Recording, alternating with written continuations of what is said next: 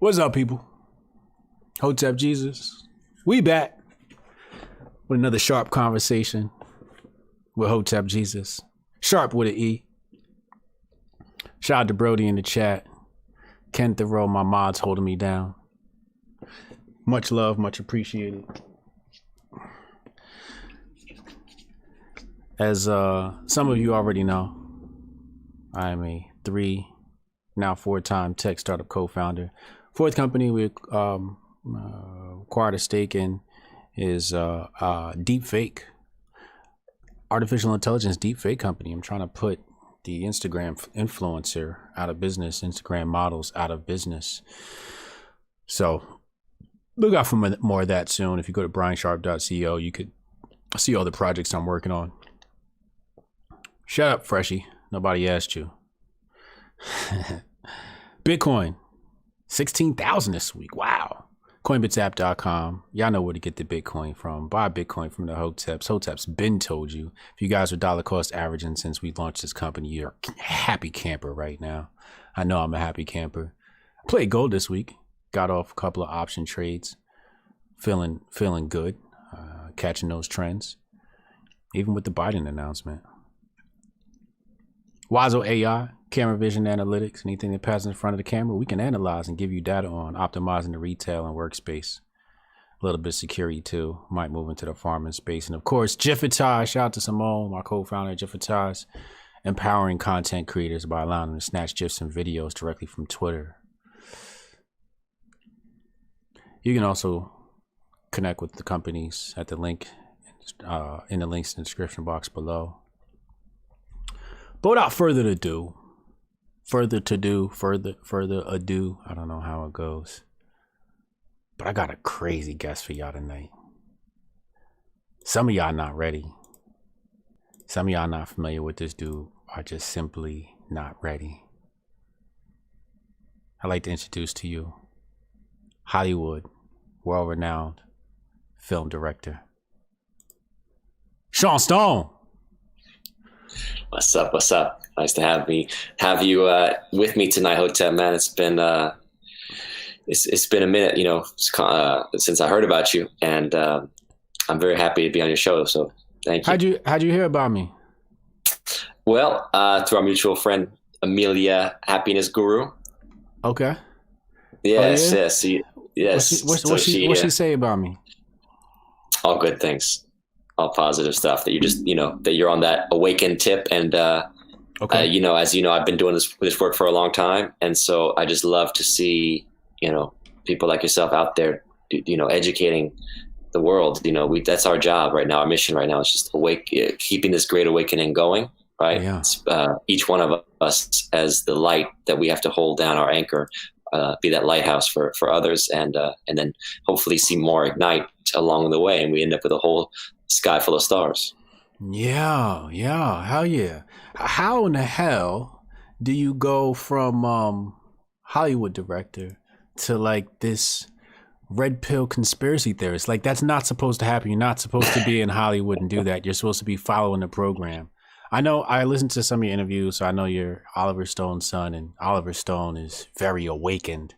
So I know you had all of that, but did you ever feel like you wouldn't get a shot in Hollywood or get your films, financed, or any of that fear? Or is your pockets that big you ain't even worried about it?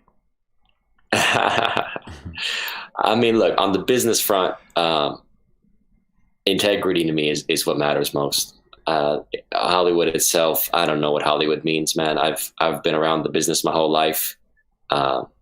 It's a very dangerous game. There's a lot of people that are operating in it that don't have any integrity. And then there are some very good people that are just, trying to make a living. Mm-hmm. I honestly can't think about, the consequence. Essentially, maybe, I'm stupid in that sense. I know my father has made very daring films, starting with, obviously Platoon and Born on the 4th of July, even Scarface he wrote, that were daring, but JFK definitely changed his career. And after JFK, Nixon and other films that were political, and he started doing documentaries on people like Castro and Putin and others. So when you do things that are controversial, it doesn't necessarily help you in Hollywood per se. That said, I just, I grew up with that mentality that integrity and your true and being a truth seeker should be more important than worrying about your paycheck. And I think that's the problem with the modern world, is that we live in a world where too many people are just caught up with going along with the system, even when they know it's corrupt, even when they know it's at some level satanic, but just more more appropriate to the modality. It's like it cannot survive this system as it is now, and yet they just kind of like close a blind, they turn a blind eye or go along to get along, or they have cognitive dissonance where it's like, well, that's the bad guy, but he's over there. Let's blame it on this person or that person, and they don't see the whole system is designed to trap you, and that's where people like yourself and myself, we come alive. We're like, okay, well, how do we thrive in a modality like that? Well, we can't. We have to basically break out into our own and figure out our own ways of doing business, or stepping outside the system, and and working however we can. Man, it's not easy, but I don't think this system's going to last much longer. You don't think the system's going to last much longer? That's a bold statement there, Sean. Well, so what is the cause of the fall of the system, and what comes after? Yeah, well, let's put it like this. We're entering a new age, which is to say, human consciousness is reaching a new crescendo where we're essentially seeing firsthand that there's billions of people on this planet that are awakening and having access to their own, Twitter and Facebook or whatever social media. They're having a voice for the first time in human history. Humans are stepping into sovereignty in a way that even 100 years ago, they didn't have that sense of self and that individuality. So in this moment, I see actually a tremendous singularity point that we're reaching, where the technocratic elite, those that are in control of the social medias, in control of the media, mainstream media, in control of the major corporations and the oligopolies, they are doing their best to basically put us into a total control grid. And the lockdown of COVID is certainly an aspect of controlling us, right? Because fear of a virus is a very effective tool to enslaving mankind once more. And so their techniques, their tactics, it's old blueprints. It's old socialist type of blueprints. We must all do this together. Wear your masks for all of us. Get your vaccination for all of us. If you don't, we will impose it upon you. And that's all that they can do at this moment, because if they don't control us that way, making us into sort of robotic automatons within their structure, if they can't do it that way, humanity's going to wake up, because this need for the individual sense of self is so powerful and so strong that we will basically say, wait, we don't have to commerce with you anymore. We have to have commerce with you and your big corporate brands anymore. We're creating our own. We can actually create our own economies. We can go to, you talk about Bitcoin. We can go to our own cryptocurrencies, our own forms of exchange, right? Our own societies separate from your governmental structures. That's where we're at. But many people, I'm afraid, will be deceived by the idea of the safety net that is the totalitarian structure that is being offered. And that's this moment that we're living in that's so maddening and exciting and unique in our history. And this is a unique moment, historically speaking. It's something unlike any of us have lived through. And maybe, the last time I could say it was similar to this was like the revolution of, for independence in America, or the French Revolution at its worst in France. Okay, we're gonna come back to that France point. So a lot of people say tear down the system, and I'm like, I'm not interested in tearing down the system, but I am interested in creating a new system that makes the current one obsolete. Is that kind of like what you're talking about? Exactly. We step away from the table. We say we're not playing your game anymore, right? Your currency, your notion of controlling currency with Federal Reserve dollars that are issued at interest in such a way that we all become debt slaves. That's no longer interesting to us. We're going to basically say, wait, our commerce is where we put our energy, right? So our energy is the currency. And so if we say we want to do something together, we want to do business together, we create things, we can essentially create our own economies, right? Based on our services and our skills and our ability. Now, capitalism is a very effective tool. You think about big projects, right? At one level, it's like, yeah, we can exchange basic skills, but life is not simply just, hey, I'll grow a lettuce and you'll grow tomatoes and we'll trade. There's bigger things that have to take place. That's where capitalism came in, and it's very effective in that way. So capitalism, I think, will have a place and a role in this. But the idea of conscious capitalism, this is what's missing. We've lost so much of the notion of putting our energy and things towards visions that actually buoy our society and give us hope for the future. That's why you don't see cities that are built, even with the elegance of cities that were built, over 100 years ago. You think about the nature of Roman arches and the beautiful spires of classical cities, or even in the 20s, right? The towers that were rising up, and it was a certain deco style. You don't even see that in modern architecture anymore. Now it's all efficiency. Now it's just like square Lego block buildings. It's like there's this lack of dreaming, because we've become such a fiscally minded world. It's all about, returning profit for the investor. It's all about safety. It's all about, how to make my return from quarter to quarter, as opposed to like, how do I dream big and invest for 100 years from now, right? And so that's where I think that we have to step outside of the old modality of seeing and being in the world. And we have to start to think, what about 7 generations, as the Native Americans talk about? What is that world going to look like? Are we investing our money and our skills in things that will enhance the future for our grandchildren's grandchildren? Or are we just doing this for myself to make sure that I can get as rich as I can? Because that's what these people are doing right now. The ones who, 7 people have as much money as half the planet. What do they do with that? How conscious are they? You think of Mark Zuckerberg doesn't seem to be a particularly conscious individual based on what he does with his even his Facebook platform, and how much he tries to fact check and restrict awareness from spreading. Yeah, hell yeah. I think he's an alien, but that's another story for another day. For sure. So you drew some parallels with the French Revolution, and I haven't gotten a chance to study the French Revolution as in depth as I have the Russian Revolution. So tell me why you have drawn those parallels, if you could help me out here. Yeah, absolutely. So the French Revolution is a fascinating thing because it happened in sequences, right? In phases.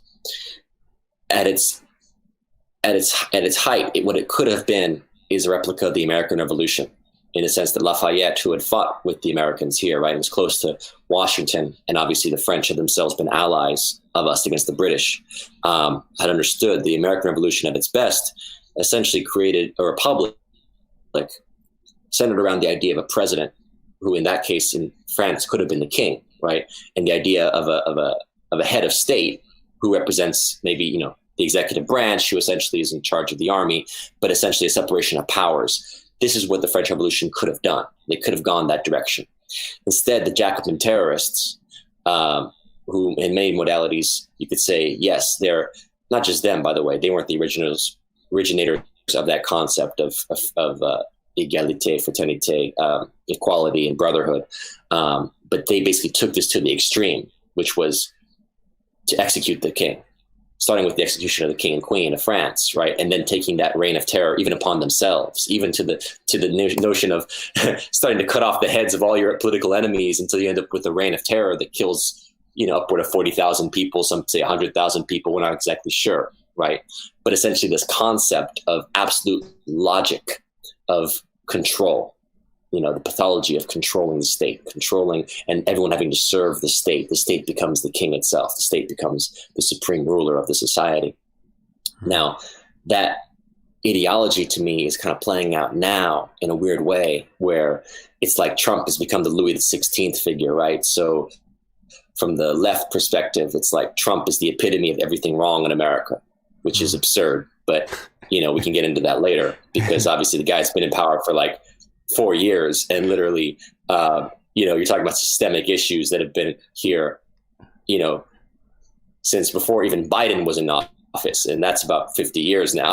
So let's not misunderstand this. But the left is misunderstanding it, and they're turning him to the Louis XVI character, where they feel if they cut off his head metaphorically by disempowering him, that essentially this revolution will be complete, and then the left will take over the state, and from there, the left will start to realize they're going to cannibalize themselves, and the infighting will begin. And this whole motto of, everyone must serve the state and unite and essentially wear the mask and get the vaccination and lock down for the sake of the state, or the sake of all, which is always a nonsensical notion, because we live in a republic, which is to say there is always respect for the minority and the respect of individuals' right to say no and refuse doing certain things. We've lost a lot of that over the years. We've been disempowered over the years. It's true. There have been unconstitutional things, beginning with the income tax being levied against people that was unconstitutional. From there forward, we've been on this path basically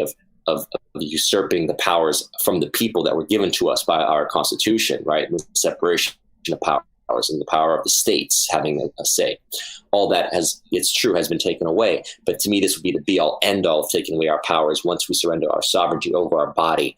And that's what I'm really concerned about, is this notion of the state becoming absolute and being able to tell you, lock down your businesses, lock down your body, lock down, do whatever we tell you for the sake of the state or the survival, the preservation of the all, the benefit of, this is all like Benthamite utilitarianism. If it's whatever is best for the majority, that's the good, whatever the majority wants, that's what's good. It's just, you get into this very crazy spiral, as you can imagine, from the Russian Revolution playing out these same kind of problems, right? Where it's like you lose respect for the individual in this process.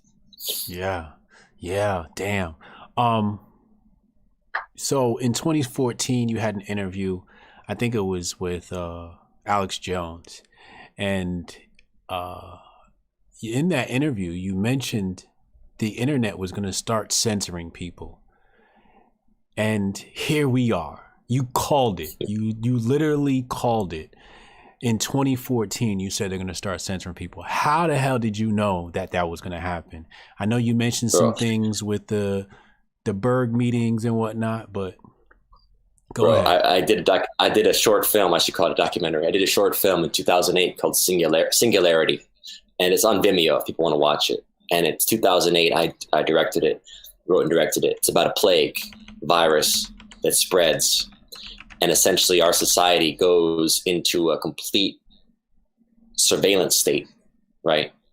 Where we have these systems of cameras and surveillance that through algorithms know if you're infected, right? So they're just monitoring us constantly. And then they determine you're sick, you're infected, and they have guardians that come and take you away.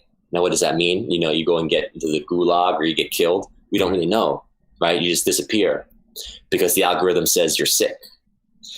And of course, we have to pose that question of, are you actually sick, or is the system diagnosing you as sick because you're a threat to the system? Either way, this is not where we need to be going, but this is where we are going, especially with this track and trace stuff, right? Where it's like, oh, you've been in touch with this person and we have to monitor you to know who you've interacted with. Well, that's always the foot in the door, right? It's like, I got to monitor domestically for terrorism, but then next thing you know, that's the foot in the door to be able to then generate complete algorithms to understand who you are, what your voting patterns are. And so that when, for example, Roger Stone went to have his court case a couple of years ago, they could basically source the jurors they wanted based on having knowledge of their behavior from all their internet interactions. So you already basically have pre-screened your jury, right, to know like who's going to be more, opposed to someone like Roger Stone before he even gets into the court. You've already pre-screened that jury, right? This is like forget pre-crime, right, from the Minority Report, where they're like, analyzing to know like if you're going to commit a crime. This is literally, we've analyzed you. We pretty much know. And again, like the more that they can interfere in our biometrics and studying our whole physical patterns and whatnot. But once they can basically diagnose your whole schematics of as a person, how do you behave, who do you interact with, you're just a bot, man. That's just the step. The next step is once they actually put the microchip into you, then they can actually totally control you. But until then, to them, you're programmable because you never actually thought for yourself. And many people haven't, unfortunately. Many people have never actually questioned who they are, why they exist, what is the purpose of humanity, right? They never asked the deeper questions. So they are at a programmable level of that place where all you have to do is feed them the right news and you know how they're going to respond. Oh, watch, for 4 years we saw this. Every day it was negative Trump stuff. And I'm not saying like Trump is the best person, but I'm sorry, I've watched politics my whole life. I've never seen the media treat a president the way they treated this guy from day one. And that literally is Pavlovian training, right? So it's like training, when you train a dog with like a dinner bell and you ring the bell. So all you have to say is Trump, and people have been trained to go, I hate him. I hate him. I hate him. It's like, give me 3 reasons. I just hate him. That man is horrible. He's the worst president ever. Yeah. Have you even studied? I'm like, have you even studied history? Name me 10 presidents, please. You're going to tell me he's the worst president ever. Name me 10 presidents, and then we can start talking. Oh, well, how can you like that, man? I mean, it's like the Pavlovian training of the human is because people have never thought for themselves. They've never had an original thought in their own mind in their entire life. And this is what bothers me. It's like we're supposed to be in the Republic of the United States based on Renaissance principles of the human being as a divine expression. Like the human is a rational being with divine power. Like we are breathing, living creatures with the ability to think and actually have an expression that's unique to us, right? And have a thought that's unique to us. And most people in America have never actually even tried that, to actually think for themselves, to actually write a poem or paint a painting, right? Or tell a story. Just make it up from your own imagination. That's what's wrong with our country right now. If you don't think and create for yourself, you will never be able to survive the programming that's being done to you. Oh my God. Powerful, my G. Powerful. So I was speaking with Carol Roth earlier. She interviewed me, and that was the hardest interview I ever had. And she asked me this question. So I want to ask you this question. Knowing how people are brainwashed and conditioned, Pavlovian, I love you brought that up. I brought that up on InfoWars before, that experiment, Dog and Bell. How do we wake the masses or get them hip to, or get them to think on their own? Like what do we do to make that happen? This is a beautiful process of creation that creativity can be learned, right? You can actually study other inventors, and you can understand that you can actually study that process. The problem is school systems in our country aren't taught.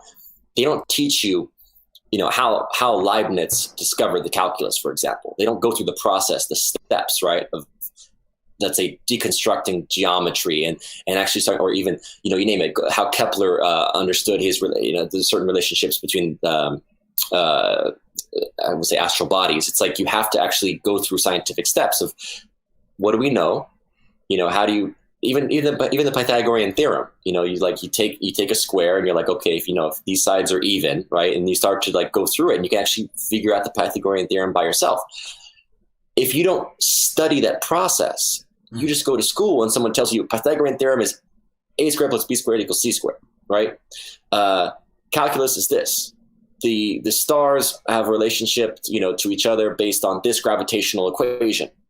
You never actually go through a creative process in your own brain. It's just taught to you, and you recite it back, right? I was like history personally, not as much. I wasn't necessarily like a science geek because I thought science and math was all right because it was at least it was reproducible. But I like history because I was like, at least in history, you get to interpret things, and you actually got to study for yourself, and you start to read the original text, and you're like, man, these people are making this up.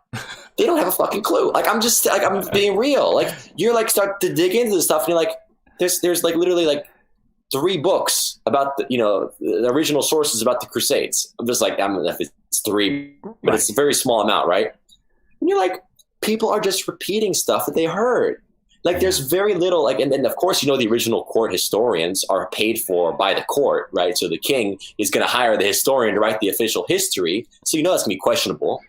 Right. But you start to go into history and you're like, well, this is dubious. This is a conspiracy, because you can read, you can start to imply things. And yes, there is archaeology that does reinforce certain historical things, but even archaeology, you start to get into archaeology, you're like, whoa, there's some serious secrets in archaeology. Mike Lacrimo is a great person to read the forbidden archaeology stuff. He just gets into things that the archaeologists won't even talk about, right? Forget about the pyramids. He's talking about hundreds of thousands of years ago, indications of human technology and equipment being used way before humans were supposed to be able to stand upright, back when they're supposed to be primates. So there's problems in our whole history of this planet. And you start to realize, okay, well, who's controlling this stuff? And so my thesis at Princeton became my book called New World Order. It was about the mentor of Henry Kissinger. And the mentor of Henry Kissinger ran the politics department at Harvard for 40 years. And this What's guy, his name? William Mandel Elliott, okay. He was a Southern, unreconstructed Confederate, basically from from Tennessee, and essentially was trained by the British Empire in their idea of how the empire should run. Brought it over to America, and basically imparted that same perception of history, perception of reality, of politics, of law to his students, right? And so it's like all these people that passed through Harvard over 40 years were at some level indoctrinated by this professor. And you start to realize like this is how the system is, the conspiracy is perpetuated by people like this who basically are brought in to the conspiracy and given a certain worldview and then perpetuate that worldview. And then it ends up in your media and ends up as the journalists that are parroting stuff and the journalist that says, this is just the way things are because I was taught this at my university. And they never were forced to question it for themselves or to write, to look at the antithesis. Right? That's the higher level elite, by the way. The higher level elite, these guys don't think anything is true. The higher level elite, they just think, they're like, listen, for us, this is all manipulation. Left, right, Rockefeller, David Rockefeller, you're head of the Democrat Party. Nelson Rockefeller, you're head of the Republican Party. I mean, that's higher level elite, right? And then you go beyond that. You go to the financier level and like the oligarchs. They're like, listen, if your money is from after 1200 AD, then your new money. The old money is before 1200 AD. Like we go back to like Venice and Rome and Babylon. Like now you start talking about real elites. So I'm just tired of people not wanting to confront the conspiracies of our reality. Talk about like, where do we educate people, right? We have to confront the conspiracy reality that we all face, right? And it's like when you are faced with power in different displays, whether it's military, economic, commercial, law, who controls, who writes the codes, right? The codes that we call laws, and how to and why are they enforced ultimately for financial gain? If you don't confront these things, you can't even start to understand your reality. You can't even start to have a conversation with me about, oh, what is this? You're talking about, you're crazy, or I don't get it. Like, where's the Illuminati? It's like you can't even go to the Illuminati level. You can't even go from the bottom of the pyramid to the second tier of the pyramid. And this is a 100 step pyramid we're talking here. Okay. You got to start to get out of, you have to deconstruct what was taught to you and understand, like they always said, okay, you didn't get, you have to go to university. Who invented the university system, right? Why did they invent the university system? What is the purpose of the university system?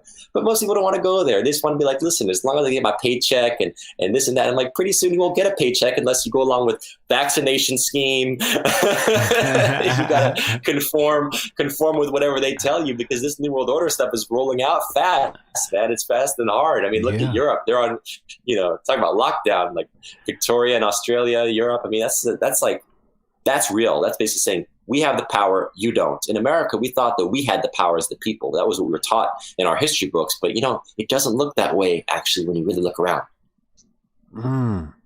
Powerful. If y'all got questions, pour them in the super chats. We'll get to them at the end. I only got about 45 minutes here with Homeboy, so we're going to get through all these questions.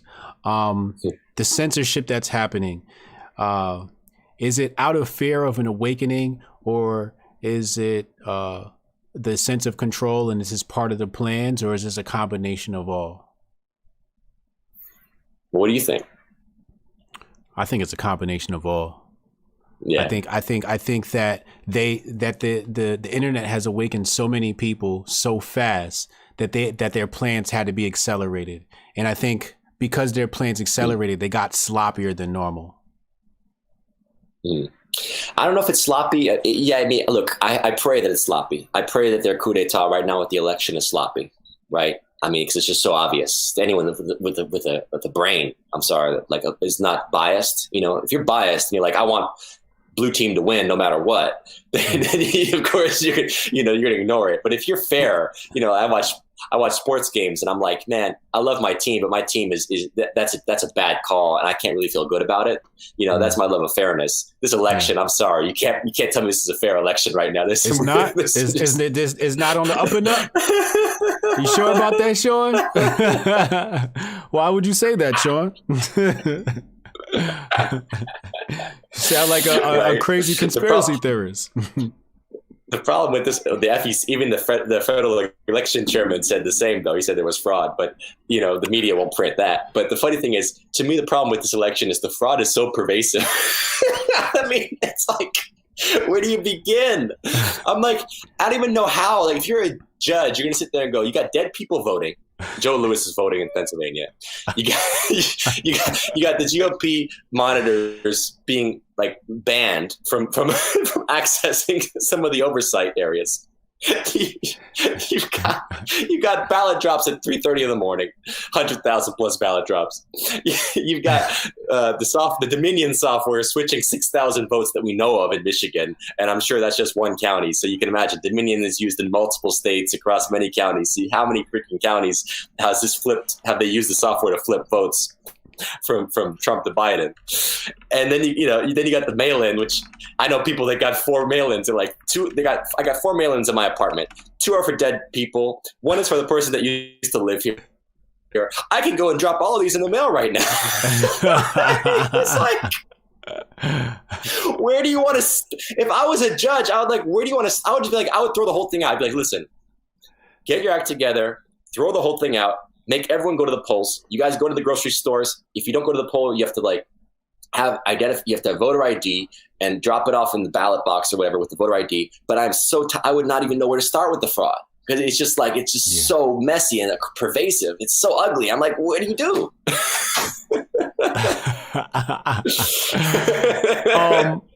So will Trump concede? Because technically he doesn't have to, right? According to the way our government is set up, he doesn't have to concede. Do you think he's going to concede? Hell, why would he concede? This is it was so funny to me. It's like the media is sitting there going, when will Trump concede? Why won't he concede? He's trying to take a coup d'etat. It's like, listen, if I was Trump, I would run the counter coup so hard. I would say, even if I leave here in January 20th, I'm going to take out every single one of you mothers because I'm still the president and I'm still in power.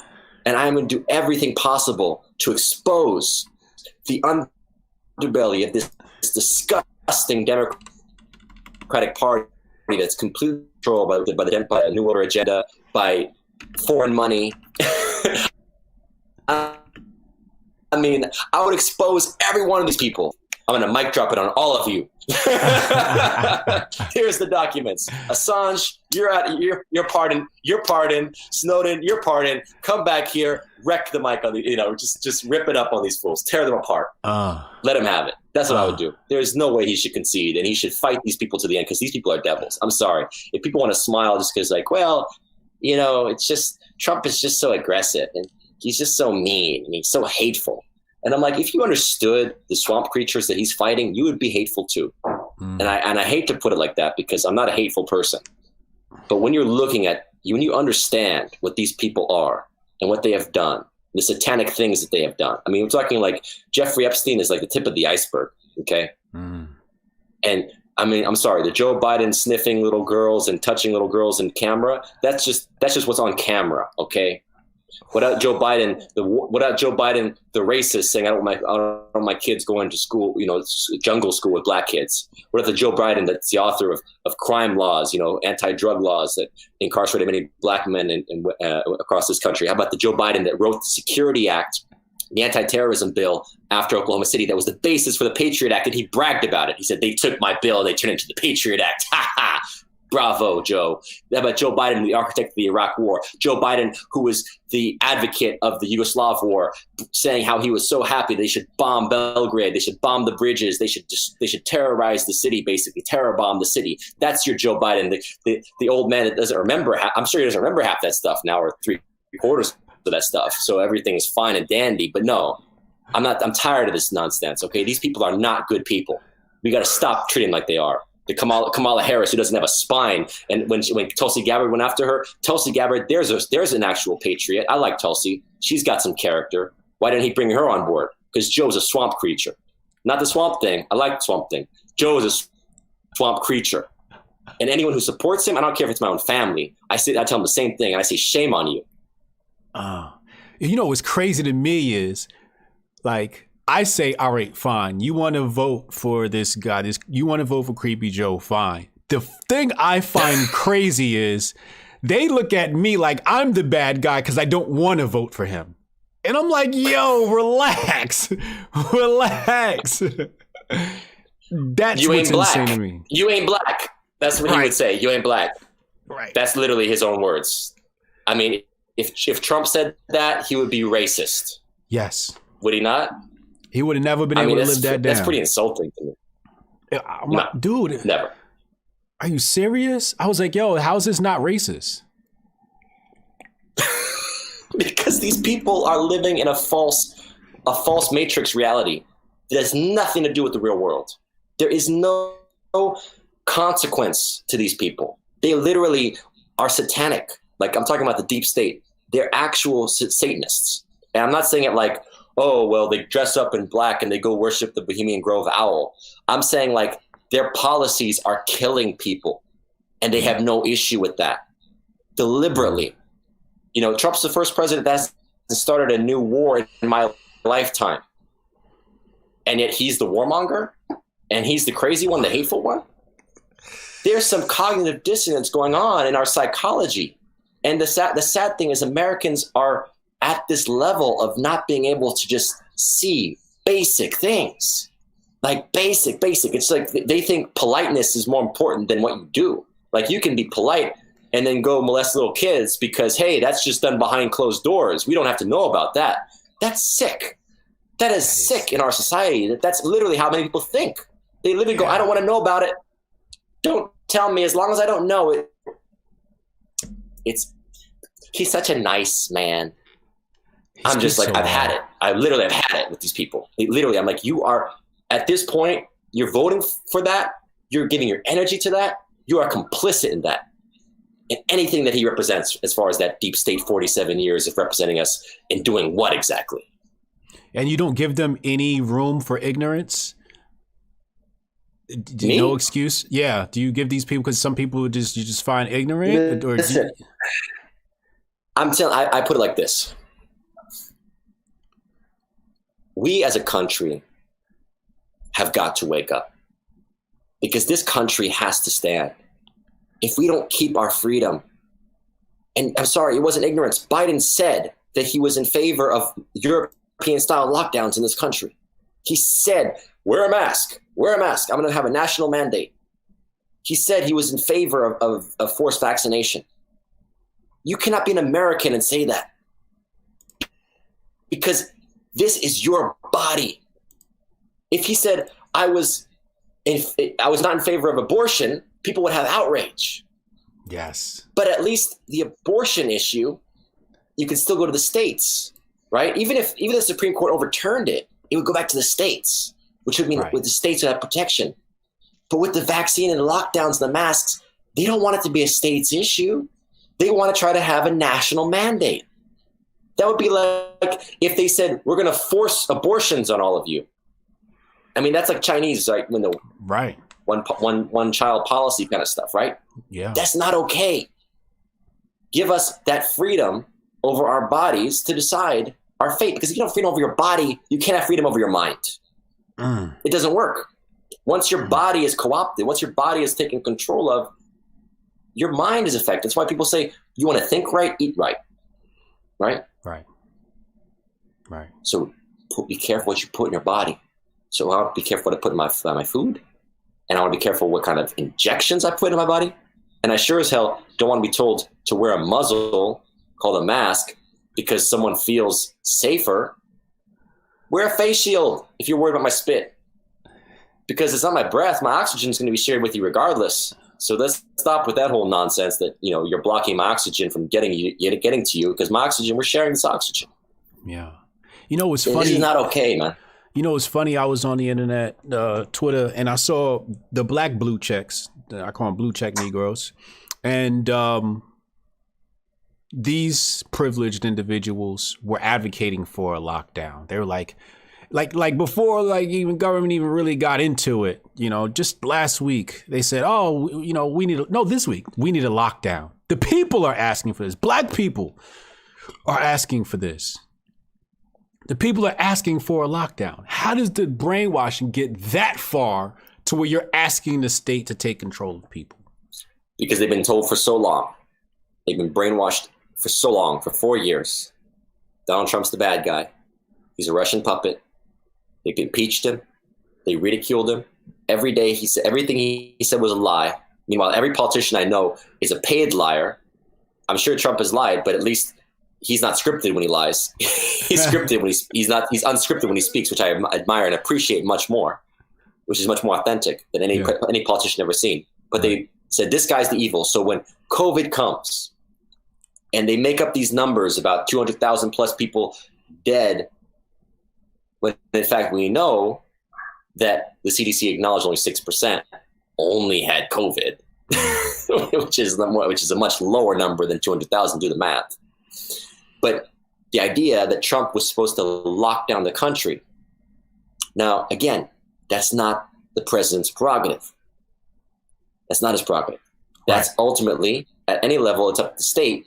But I think ultimately it's an individual thing. That's why the South Dakota governor said, I don't have the right to tell you your business is essential or non-essential. I don't have the right to tell Amazon that they can keep working, but you can't keep your store open. Right. Because this is against our principles as a constitutionally free country. Right. So when they say that bad Trump, bad orange man killed 200,000 people, I sit here and I go, really? So everyone that died from the flu every year should be attributed to the president? Everyone that's died from every disease that's ever been known to man should be attributed to the president? Right.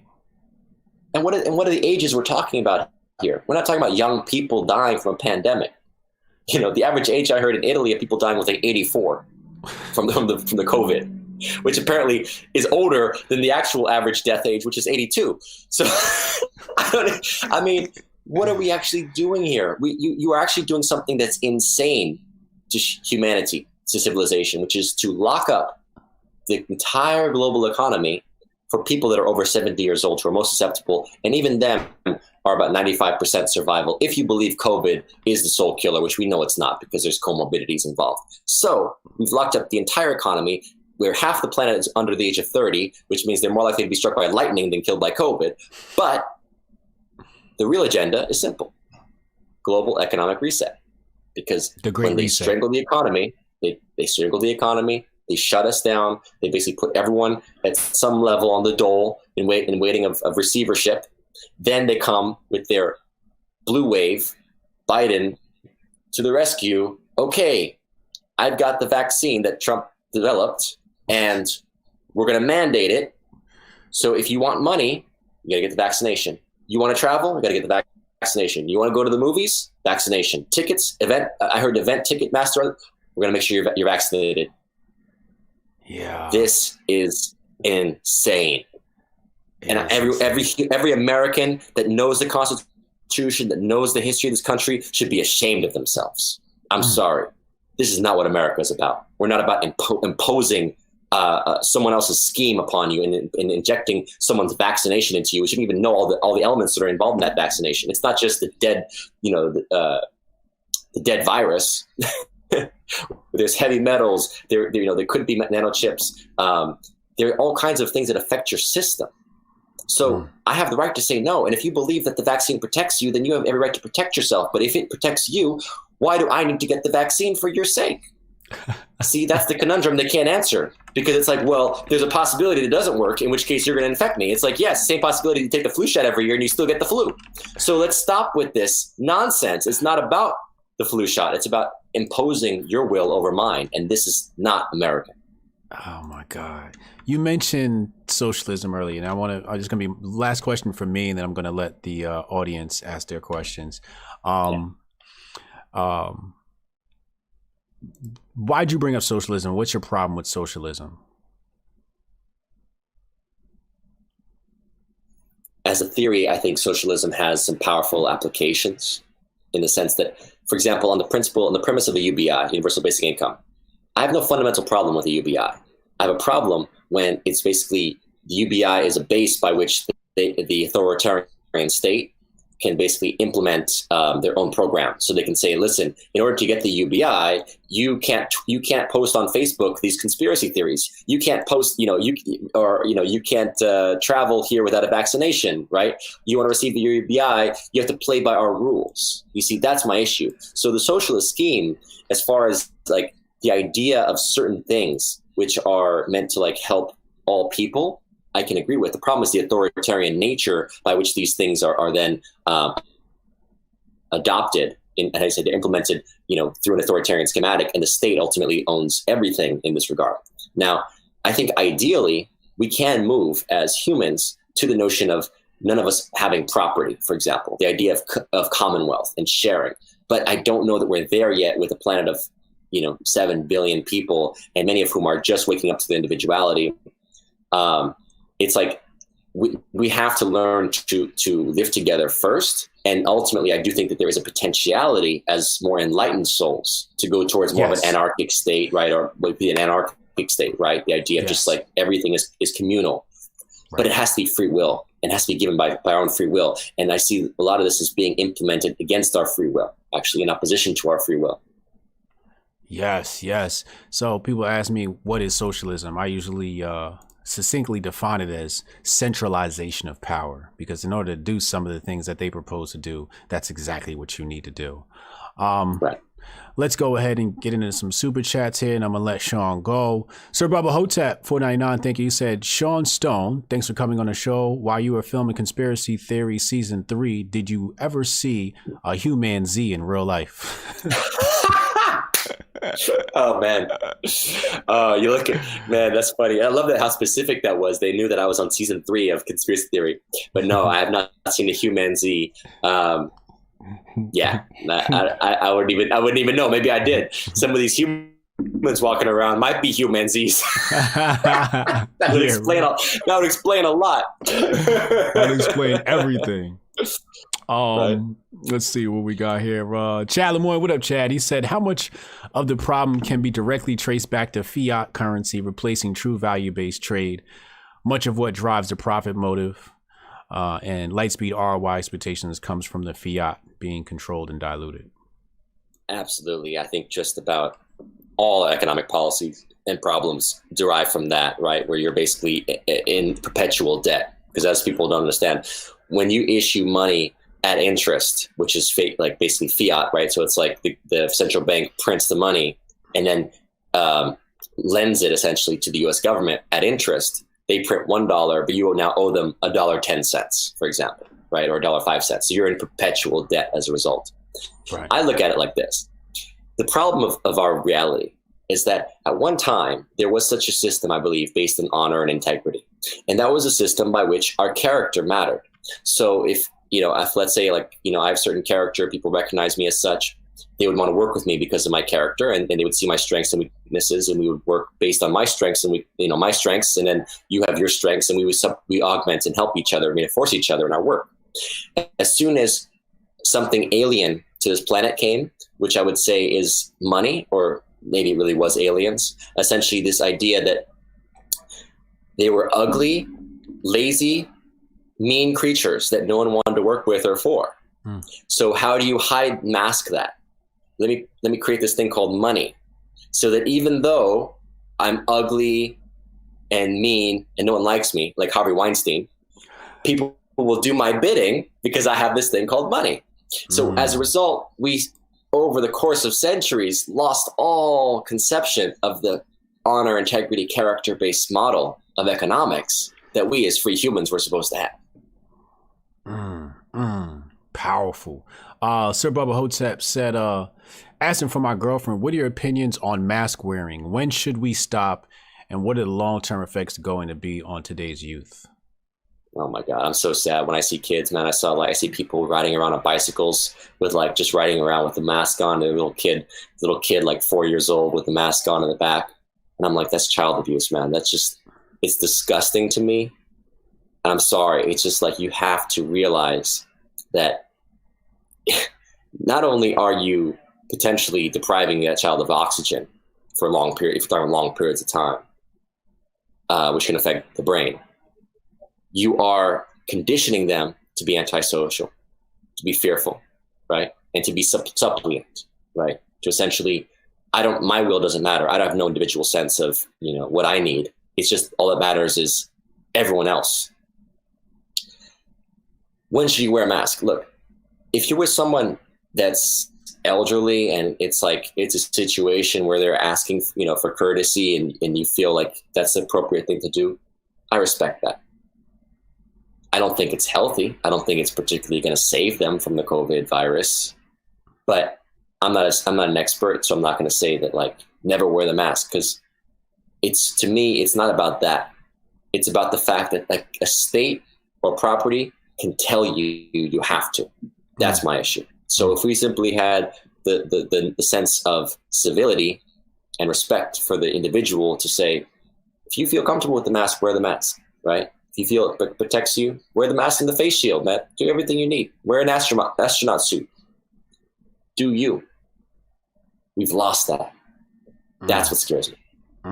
The individuality, free will.